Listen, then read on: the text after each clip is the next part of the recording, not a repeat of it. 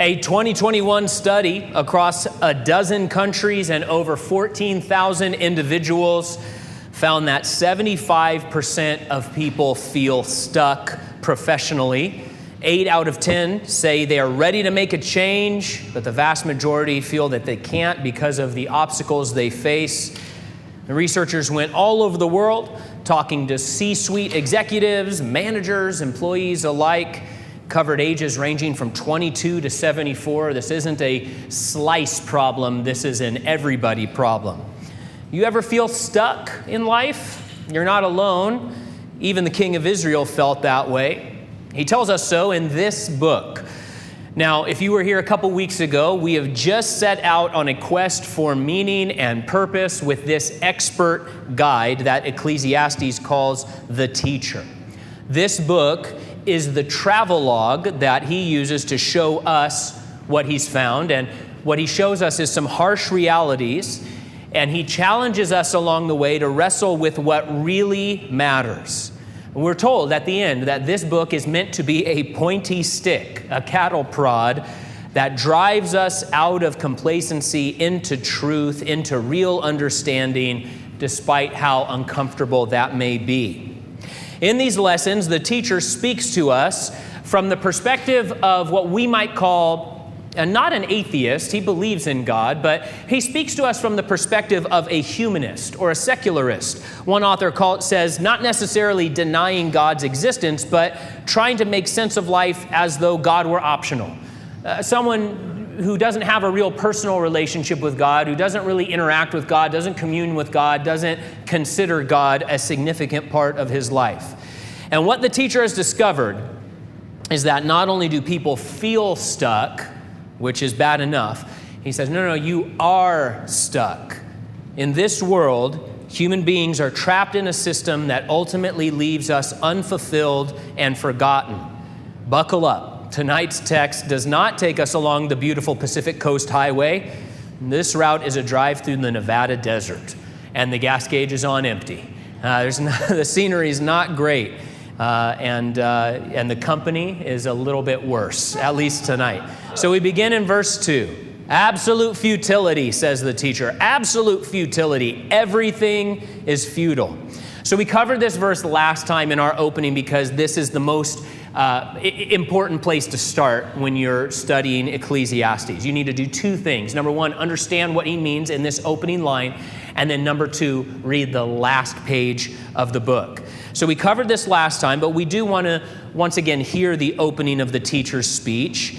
And we should remind ourselves of what he means. Futility, or your Bible may have vanity or meaningless, is the Hebrew word hevel. And it is the most important word in this book. It refers literally to a puff of smoke. And as a puff of smoke, it could have different sort of shades of meaning depending on what he is labeling as hevel. A puff of smoke could be something that is toxic as we breathe it, something that is just uncontrollable, something that's absurd, something that's here for a time and then disappears. We need to not just have one sort of catch-all definition when we see this word hevel. You can't grab smoke. You can't build with it or build on it. It's there, but you can't hold on to it. It's hevel. It's smoke. The teacher isn't just a pessimist. It's not just that he's the Bible's Eeyore and you're like, the teacher, he always sees the bad side of things. No, through these chapters, we're going to discover that this individual, he is the expert of the Bible. He knows more than us. He has experienced more than us. He has considered more than us. Way more. Derek Kidner rightly notes that Solomon, who is the author and the teacher of Ecclesiastes, Solomon was the most brilliant and the least limited of men. And so we saw last time that Ecclesiastes comes to us, and at the beginning there is the author of Ecclesiastes, who's Solomon, speaking, and he introduces us to the teacher. And he says, hey, you guys should all listen to the teacher. He's the foremost expert in the world. You really need to hear what he has to say. It's just that he's also the teacher. And so he is the most brilliant, least limited of men. And he goes down every avenue of life that a person can go down. And he goes down to the fullest extent, way more than any one of us could individually go down. And he says, I went to the end of the road of that avenue of life, of that avenue of life, of that avenue of life. Let me tell you what the destination at the end is. And right up front here, he tells us sort of the bottom line up front. Everything is hevel. In the Hebrew, hevel is the first word of the teacher's lecture and the last word. It's the bookends of everything that he's going to say in these 12 chapters. He uses it 38 times in 12 chapters. He keeps hammering it home. Verse 3, what does a person gain for all his efforts that he labors at under the sun? If the teacher stopped by to pick you up for this route through life, and he visited you at your job or in your classroom or while you were mowing the lawn, he might say, what are you working on there? And you'd show him the sale you just closed, the client you just signed, the paper you just finished after an all-night edit, the sprinkler system you finally got working just right? And then he'd say, does any of that matter? And he says, in spoiler alert, no, I don't think any of that matters. Oh, wow. And he says, how is that going to help you when you die? All right, hey, man, I'm just trying to keep my lawn from dying. And he says, how is that going to help you? You see, after conducting all of his research, the teacher discovered 3 really major problems that plague every human life. And those 3 problems are time, death, and chance. No one escapes them. Time, death, and chance. That's the world we live in. It is plagued by those 3 enemies. The teacher says that in the end, one day, you are going to die. And on that day, the businesses you built, the degrees you earned, the awards you won, the relationships you maintained, the milestones you reached, none of those things are going to profit you as you lie in your casket. The pharaohs, they were buried with their treasure, right? Famously in the pyramids. But we all know the treasure no longer belonged to them. It belonged to the sand. And then later to the archaeologists who came and broke in and helped themselves to it. Didn't belong to the pharaohs anymore. Every now and then you'll hear a story about someone like Sandra West, the San Antonio socialite who was buried in her Ferrari, right? Trying to take it with her. But we all know that car will never drive again. No matter what we attain for ourselves, aggregate, accomplish in this life, none of it can profit us. That's a word that he uses a bunch of times, the teacher. It's a word that means that which is left over, the net gain. When all is said and done, what's left for you to hold? And he's going to use it 10 times in this book. He's obsessed with finding a profitable life. He's looking for advantage. He's looking for net positive. He's looking for a reason why life matters, right? The meaning of life. This is the big question that human beings have. What's the meaning of life? And really what we're asking is, what is the net positive, the profit, the advantage of living the life that we're living? And the teacher in Ecclesiastes is the only Old Testament writer who uses this particular word. But he talks a lot about it. He's also the only one to use the phrase, under the sun. So Hevel's used 38 times in the book, prophet used 10 times in the book, under the sun 29 times in this book. And again, we talked about this last time. This phrase, under the sun, cracks the code of Ecclesiastes. It reveals to us why he's saying the things that he's saying, because when you first read through Ecclesiastes, you're shocked and maybe scandalized by some of the statements that the teacher makes, and you think, what is going on here? How could a writer of Scripture say some of the things that he's saying? But this is the code. This is the rubric that he's using, under the sun. That's the field of study. That's the map on the table that he is pointing out to us. The teacher is talking about the mortal human experience disconnected from eternity. We know that eternity is real, but he's speaking from this perspective, under the sun, the life that we're in these mortal bodies, looking around at this temporal world, under the sun. And what he says is, under the sun, life is hevel, and he's going to prove it to us over and over and over again. He says, we are trapped in an absurd, meaningless, transient haze. And to prove this thesis, he's going to begin by drawing our attention to the natural world. Look at verse 4. It says, a generation goes and a generation comes, but the earth remains forever. Okay, so it's not just that time passes. The language there, scholars will tell you that, no, he's specifically saying generations die. Generations are born and then they die. He wants to draw our attention to death. Time and death have partnered together in this world. Generations die. Another one is born, takes the place of the previous one, time passes, and then they die too. The earth remains forever. That makes us scratch our heads. On the one hand, a non-believing evolutionary, someone who believes in evolution might say, well, we know that eventually the sun's going to run out of fuel in a couple billion years, and that'll be that. So the earth won't last forever.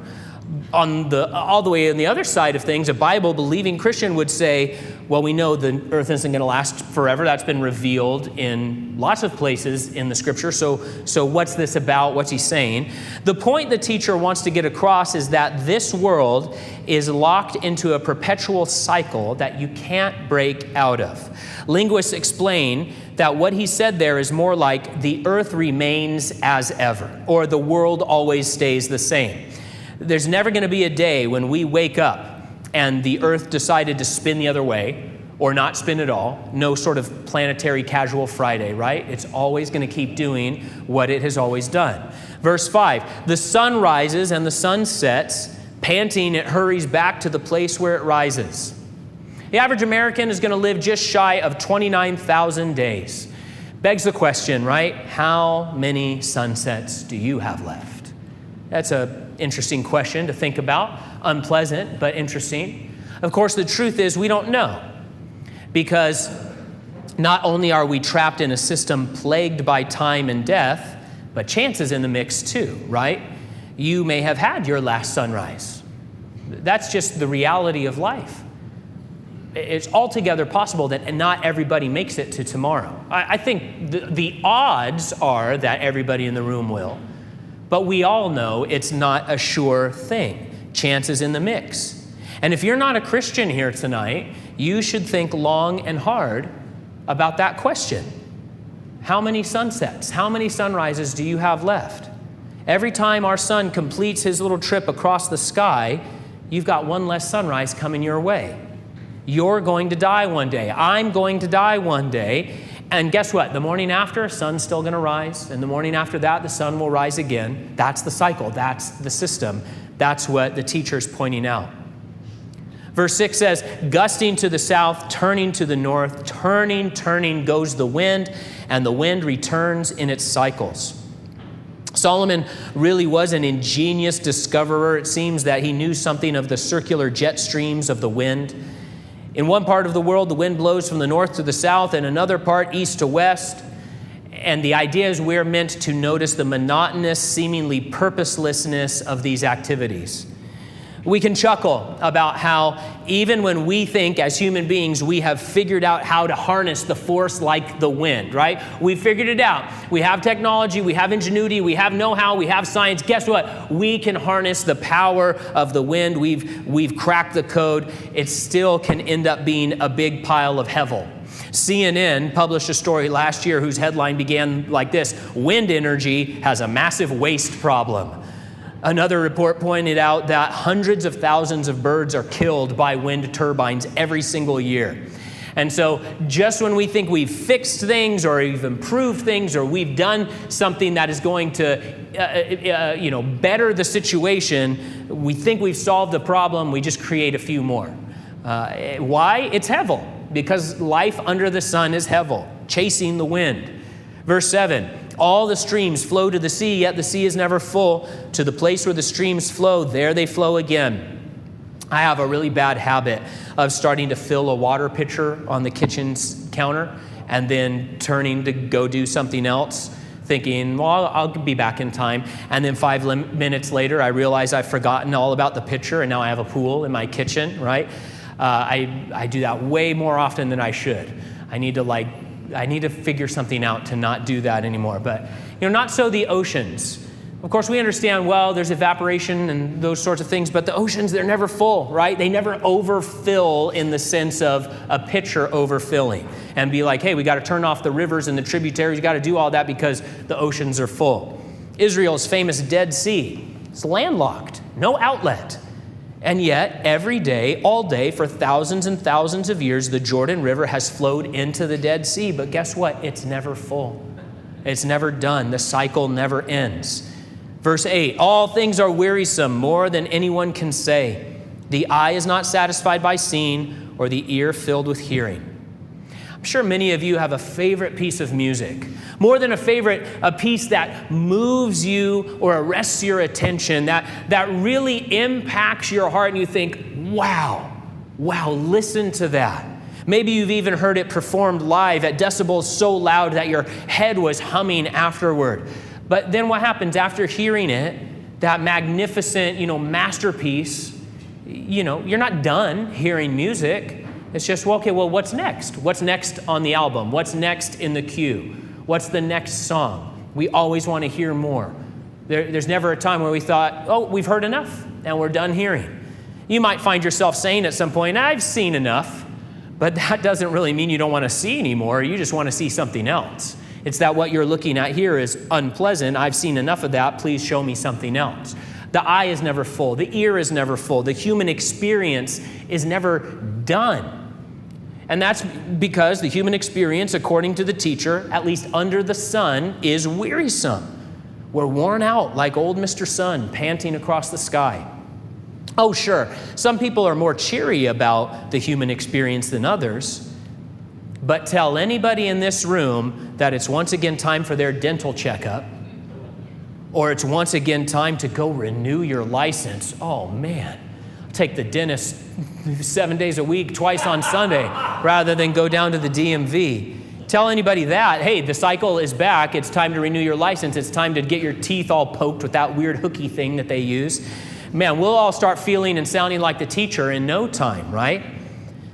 A person may distract themselves from the realities of the sort of repetitive monotony cycle of life, but we cannot deliver ourselves from the realities of this world, from the hardships, from the unfairness, those goals you couldn't quite reach, from time, death, and chance. You hear about these strange things that the uber wealthy do to try to extend life, or to try to beat death, or try to roll back the effects of time. And they may have some success in some small area of, keeping some aspect of their body or their mind a little sharper than the rest of ours for a few more years. But we all know that you can't beat time, death, and chance.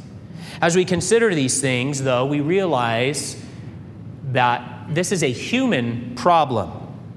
The sun isn't depressed about its job, boring as it is. Did you know that Western lowland gorillas almost never sleep in the same bed twice, that they make a new nest bed every single day? But no gorilla is out there going, this again. I have to make a bed again? I had plans. I was going to do this. I was going to go out for the gorilla baseball team, but instead I'm making a bed, Isn't there something more? All the kids' movies are about that, where we take, lovable, cuddly-looking animals, but we anthropomorphize them and give them the human desires, the human problems, the human desires for more. No real little clownfish is out there wishing it could get, out and touch the boat. That's a human problem. That's a human desire. Humans are different. We are restless. We feel unfulfilled, stuck, frustrated with the workings of life. And the teacher speaks for us, looking around, he says, the earth remains, but I don't remain. Why is that? But why do we think that? Why do we wonder why our lives have frustration, but the gorilla's life, he's not frustrated, he's not upset, he's not depressed? Without being too irreverent, there's no gorilla suicides, right? Right? The animals don't kill themselves because they're depressed, or because the life hasn't worked out, or because of the hardships that they face. You see some of these animals, they're like climbing, they fall out of the tree, and they're like, I guess I fell out of the tree. I'll just climb up again. Nobody's upset. So what's going on with humanity? Meanwhile, humans are working and striving and struggling just to make ends meet and try to make it to the end. And what happens at the end? You die and you get nothing for it.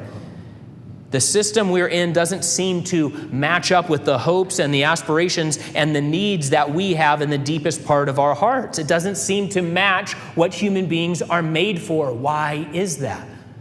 Why are we so different, so distinct, so separate, and so disappointed in comparison to all the other living things on planet Earth?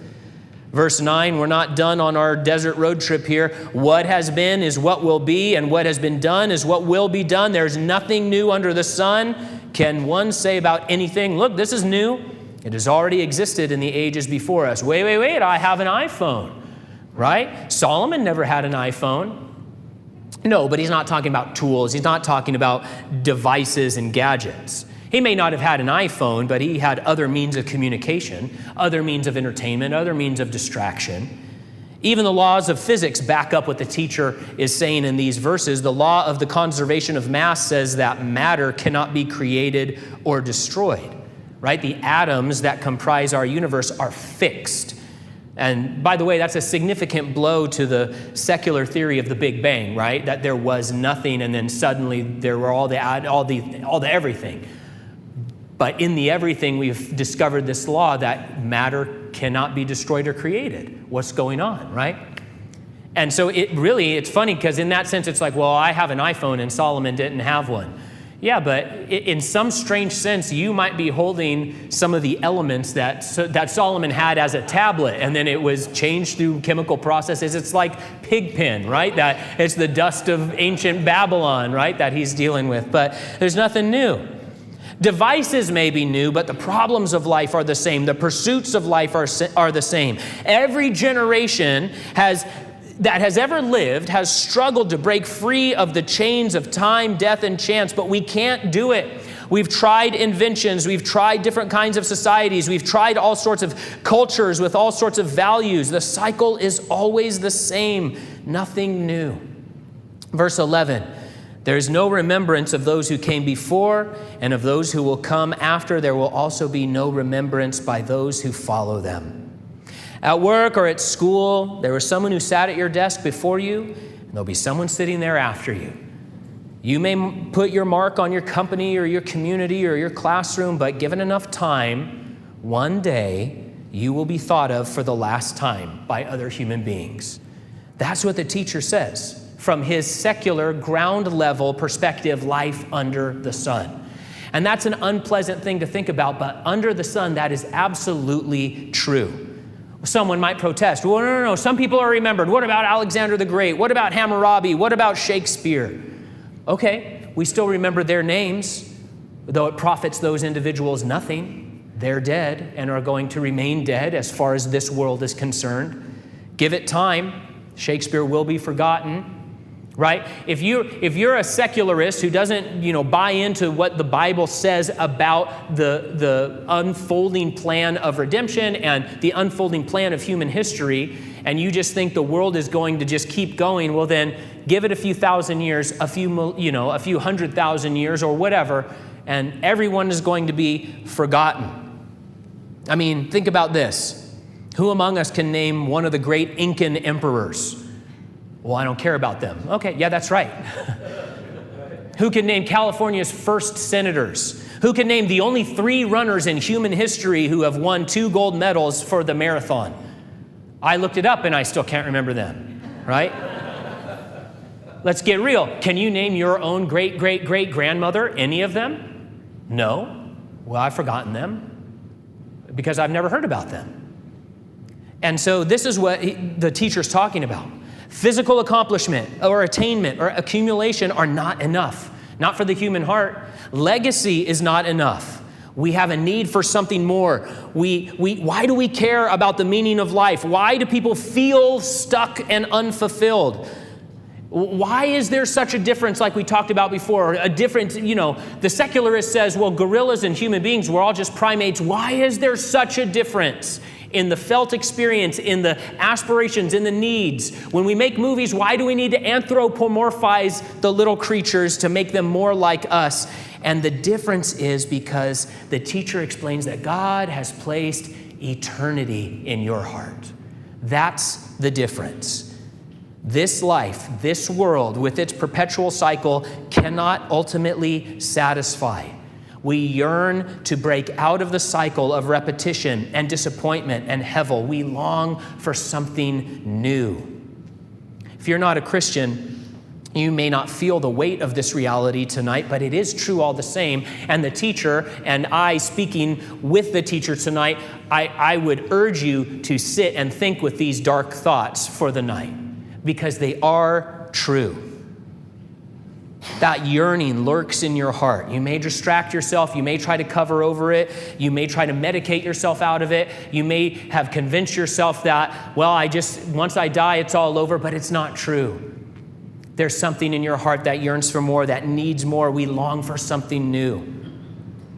Some are brave enough to say the quiet part out loud. Pink Floyd sang, "So you run and you run to catch up with the sun, but it's sinking, racing around to come up behind you again. The sun is the same in a relative way, but you're older, shorter of breath, and one day closer to death." It's the greatest album of all time. Yeah. Nothing new. They're just saying what the teacher said. Or maybe you're more of a U2 fan, right? You've got to get yourself together. You've been stuck in a moment, and now you can't get out of it. Don't say that later will be better. You're stuck in a moment, and you can't get out of it. This is the inkling of the human heart. Saying, what do we say? Like, they're saying the quiet part out loud. Those same respondents who said they felt stuck at work from the beginning of our study, 75% of them, they're so desperate, feel so stuck, so unfulfilled. 75% of those people said they'd be willing to make life changes based off of robot recommendations. They're just desperate to break free, desperate for something new, desperate for answers. But we can't break free. We can't find the answers under the sun. We're looking for meaning. We're looking for a reason. We're looking for help. We desperately need to be saved out of the hevel of life. But we can't. And so God broke into our system. Jesus Christ said, "I will come down from heaven above the sun, and I will come down under the sun, and I will show another way." In some ways, he spoke a lot like the teacher. Surprising, but he really did. Think about it. He once asked a very Ecclesiastes-like question. He said, "What does it profit a man to gain the whole world but lose his soul?" Cutting right through to the fact that, hey, you can argue that, well, we're just, evolved from animals and nothing happens after you die, but in our heart of hearts, we know it's not true because there is that eternity planted there by our Creator who loves us. And he asked this question. But where the teacher came to the conclusion that everything is hevel, Jesus said, yeah, but I have door number 2. And he offers us a way out. A way out of the chains of time, death, and chance. Out of a life where nothing ultimately matters, into a life where everything matters. Even the smallest activity, he says, matters. You can get a little cup of water and hand it to somebody, he says, and I, if you walk with me, will make that eternally matter. I will make that have value that you could never make have value. He makes us new creation. So the teacher says, man, under this sun is nothing new. And Jesus says, that's right. So I will come down, break into your system, show you door number 2, where you can rise above the concerns of this world, and you are going to be made new. You will be the new thing. And he says, you're going to be a new creation, and I'm going to establish a new covenant with you. And he gives us a new heart and new songs to sing so that we can walk in newness of life. In the end, he will bring us to live in a new heaven and a new earth. This earth with all of its trouble will pass away and all things will be made new. Those are all promises of the newness when we walk with Jesus Christ. This world that the teacher is examining is not the reason for living. This world is only here so that God can have a backdrop to reveal his love to people and to offer them real life with real purpose and meaning, a life that lasts forever, a life that isn't forgotten by time, a life that isn't swallowed up by death, a life that isn't ruined by chance. Door number 2, a way through the hevel of this world into the purpose and value and meaning of eternity. And as we walk in newness of life, God tells his people, Christians, okay, your mind now is going to be set on things above, not on things of the earth. You live in this world, but you're not defined by this world. You're not trapped by this world. You're not bounded by this world. And that's why a guy like Paul could be singing praises in a dungeon after being beaten within an inch of his life. He says, I have learned how to be content. I have discovered what I need to have the joy, the peace, the eternal benefits of walking with God. Now life is no longer hell, not for the Christian. Now for the unbeliever, nothing matters. The teacher is going to prove it from every perspective. For the Christian, everything we do matters. Everything. Every experience, every circumstance, every situation, every single thing we do every single day can have eternal weight because it is done unto the Lord. And it is part of his unfolding plan in our lives. And he says, your labor is no longer in vain. Your labor now is profitable. Your future is secure, your purpose fulfilled, because God himself walks with you on this new path to make something new out of your life so that in the end you will live in newness in eternity. This is the exchange offered to us through Christ: freedom, help, answers, a future, grace for today, hope for tomorrow. More than a legacy, he offers eternity, one filled with rest and joy and rewards and glory. And most of us, I think, are Christians here tonight. And we need to remember, this is not just about being cleansed from sin. That is obviously the most important first step of a relationship with God. That, he has taken the guilt of my sin away. But we need to understand that, but with salvation comes so much more. The freeing from the chains of time, death, and chance. The installation of a newness of life where everything we do has purpose. The smallest action, the biggest achievement. He's like, this has purpose now. Whereas outside of a relationship with me, none of it matters. It doesn't matter if you've scaled the tallest mountain, accumulated all the wealth, none of it matters. You're all just trapped in the hevel of life. But if you walk with me, we walk in newness of life, on a new path that leads to a new destination, the new heaven and the new earth. And you're made new along the way. What a great exchange that the Lord offers to us and shows us how to walk and then empowers us to walk with him. We don't do it perfectly. We get bogged down by the stresses of life, by the frustrations of life, by time, death, and chance. The Lord reminds us through Ecclesiastes, there is something more. There is something new. There is a life above. And we get to set our minds on those things.